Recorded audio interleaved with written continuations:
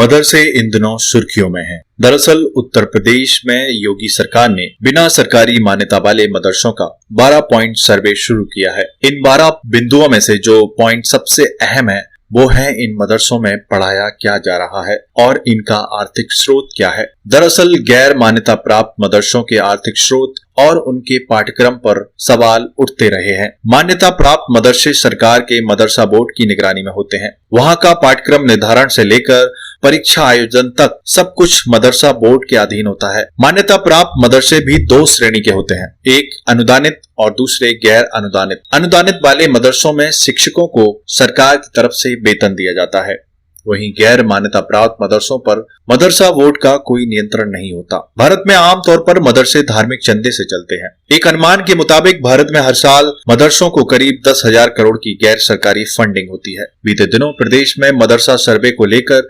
तमाम विपक्षी दलों की ओर से लगातार हमले हो रहे हैं। वहीं रविवार को दारुल उलूम ने बैठक में साफ कर दिया कि सरकारी जमीन पर बने मदरसे गैर कानूनी हैं, उन्हें हटा दिया जाना चाहिए। निजी जमीन पर बने मदरसे ही उचित हैं। इस बैठक में ऑल इंडिया जमीयत उलेमाए हिंद के अध्यक्ष मौलाना अरशद मदनी ने साफ तौर पर कहा है कि सर्वे में सरकार की ओर से पूछे गए सभी सवालों का जवाब दीजिए। सर्वे में किसी प्रकार की गलत चीज नहीं पाई गई है, ऐसे में सर्वे का समर्थन किया जाना चाहिए। मदरसे का नाम आते ही जहन में एक तस्वीर उभरती है, हिजाब पहने लड़कियां और जालीदार टोपी लगाए लड़के। मदरसे कभी ऐसी जगह हुआ करते थे जहां भारत के पहले राष्ट्रपति डॉक्टर राजेंद्र प्रसाद से लेकर हिंदी के महान लेखक मुंशी प्रेमचंद तक ने तालीम हासिल की, लेकिन समय के साथ मदरसों ने पूरी तरह इस्लाम पढ़ाया जाने लगा। यही कारण है कि देवबंदी मदरसों में जितने उत्साह से इस्लाम पढ़ाया जाता था, वैसे ही गणित, साइंस और अंग्रेजी पढ़ाई जाती तो भारत के मुस्लिमों की सामाजिक आर्थिक स्थिति काफी अलग होती। बता दें कि दूसरे स्कूलों की तरह यहाँ भी पढ़ाई होती है। जैसे कि किसी स्कूल में फर्स्ट, सेकंड या फिर पहली दूसरी होती है, उसी तरह मदरसों में भी क्लासेस चलती हैं। शुरुआत ऊला से होती है, फिर सानिया होता है, उसके बाद सालसा, राबिया, खामेशा, सादेया, साबेया और सामेन की क्लास होती है। आम भाषा में सानिया को हाई स्कूल कहा जा सकता है।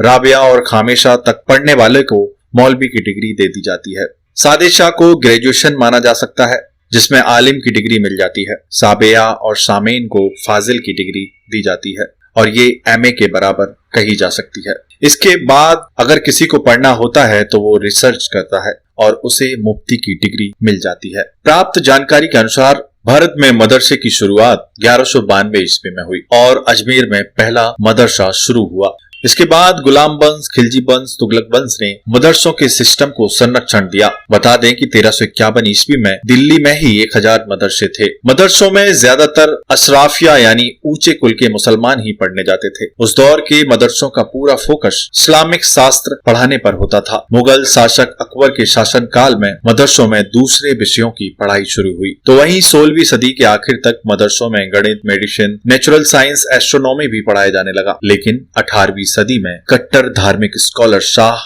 वलीउल्लाह देहलवी ने मदरसों में वैज्ञानिक शिक्षा का विरोध किया। उनका मानना था कि मदरसों में सिर्फ इस्लामी शिक्षा होनी चाहिए। वहीं दूसरी तरफ सर सैयद अहमद खां थे, जो मदरसों में रेशनल और मॉडर्न एजुकेशन की वकालत कर रहे थे। शाह वलीउल्लाह की मौत के 96 वर्ष बाद उन्हीं की शिक्षाओं पर मोहम्मद कासिम नौतनवी ने 1866 में दारुल उलूम देवबंद की स्थापना की। सहारनपुर स्थित दारुल उलूम देवबंद को पूरी दुनिया इस्लामी संस्था के तौर पर जानती है। कम ही लोगों को मालूम होगा कि आजादी की जंग में इस संस्था के उलेमाओं ने महत्वपूर्ण भूमिका निभाई थी। 1857 में अंग्रेजों के खिलाफ जो पहली जंग हुई, उसके बाद ब्रिटिश शासकों ने आम लोगों पर अत्याचार की इंतहा कर दी। जगह जगह लोगों को पेड़ों से लटकाकर फांसी दी जाने लगी, उन्हें तोपों से बांधकर उड़ाया जाने लगा। अंग्रेजी हुकूमत ने इसके साथ ही मदरसों पर भी निगरानी रखना शुरू कर दी। कई मदरसों को बंद कर दिया गया।